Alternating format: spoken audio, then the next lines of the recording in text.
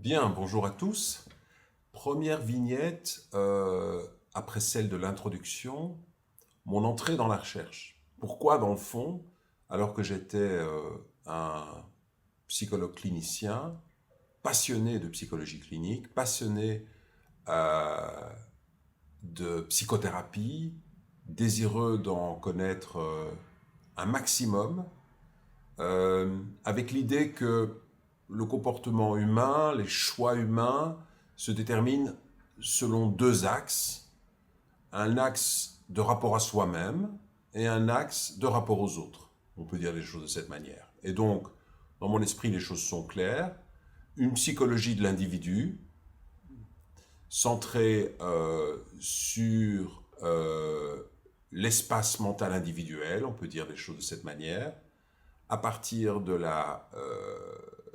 approche psychodynamique, ensuite cognitivo-comportementale, et puis complétée un peu plus tard par une approche interindividuelle, incarnée par l'approche systémique.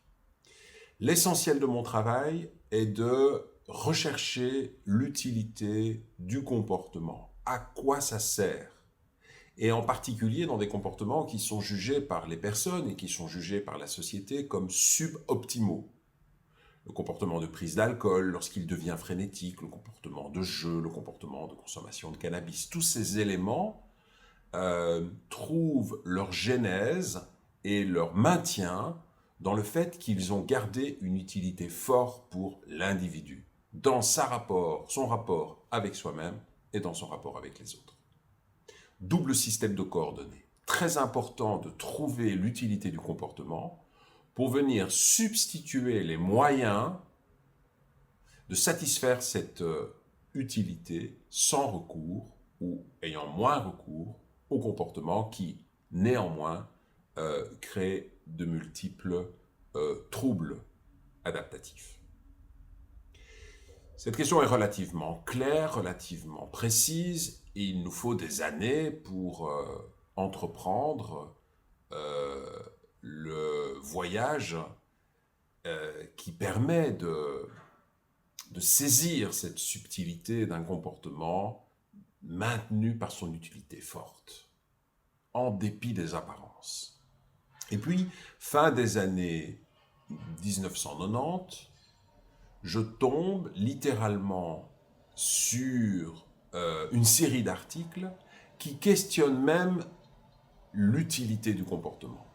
Il dit, mais dans le fond, certains comportements peuvent être suffisamment répétés en lien à parfois les effets neurotoxiques de certaines substances, parfois en lien à des faiblesses du système préexistent à la consommation de substances, suffisamment répétés pour qu'ils se produisent en dépit de tout. C'est-à-dire qu'il ne faille plus nécessairement trouver leur utilité. Et dès lors, les moyens à mettre en œuvre pour aider le patient, dont les comportements subsistent en dépit de tout, en dehors d'un réseau de signification portant sur l'utilité du comportement, les moyens à mettre en œuvre sont de nature tout à fait différente. Donc, milieu de la vingtaine, je dirais vers 26-27 ans, commence à germer une idée simple. Le traitement de l'utilité du comportement, développer un répertoire de réponses alternatives, enfin toutes ces choses, remanier le fonctionnement familial d'un certain point de vue,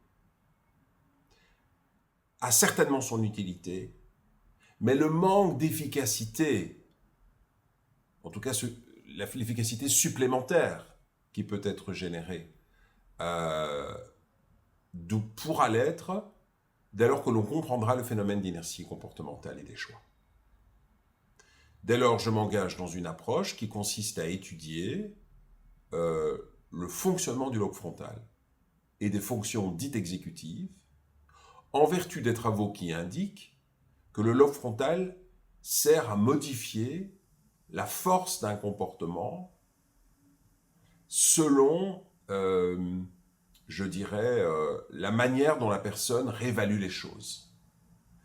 Et qu'à manquer de ressources préfrontales, l'individu, la personne, se trouve en prise directe avec un sentiment d'impuissance à réguler ce qui a pourtant été utile dans des temps antérieurs, mais qui ne le sont plus. Autrement dit, le lobe préfrontal permet de faire évoluer les comportements de manière à ce qu'ils perdent leur caractère anachronique.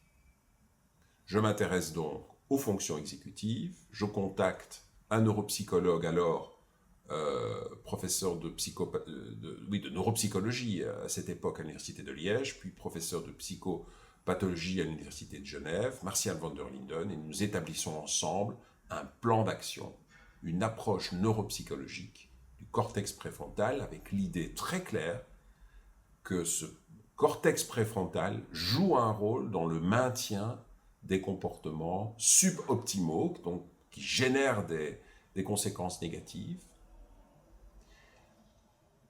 et que par l'éclairage neuropsychologique, nous allons mieux comprendre le maintien de comportements produisant néanmoins des conséquences négatives, c'est-à-dire nous allons mieux comprendre le phénomène de l'addiction. Première étape de ma jeune carrière, premier,